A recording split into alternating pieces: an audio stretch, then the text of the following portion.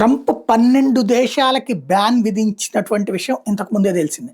అయితే ఉగ్రవాద దేశాలైనటువంటి మరో 2 దేశాలని వదిలేయడమే ఇక్కడ అసలైనటువంటి చర్చకి తావిస్తున్నటువంటి అంశం. ఒకటి కొరియా, రెండవది సిరియా. ఉత్తర కొరియా ఎట్లాంటిదో తెలుసు, కిమ్ ఎట్లాంటోడో తెలుసు. వాళ్ళకి మీద నిషేధం లేదు, వాళ్ళు అమెరికాకి రావచ్చు. సిరియా దశాబ్దాలుగా 4 గ్రూపుల కొట్లాటల దేశం, 4 తీవ్రవాద సంస్థలకి అనుకూల దేశం. తీవ్రవాద సంస్థలే అక్కడ పరిపాలిస్తుంటాయి.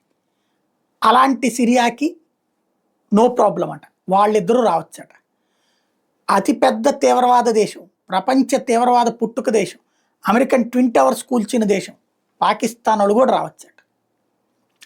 వీళ్ళు తయారు చేసిన తీవ్రవాదుల వల్ల ఇబ్బంది పడ్డటువంటి ఆఫ్ఘనిస్తాన్ వాళ్ళు రావద్దు, మిగతా అంశాలు అయితే చెప్పుకొచ్చాడు అన్నమాట.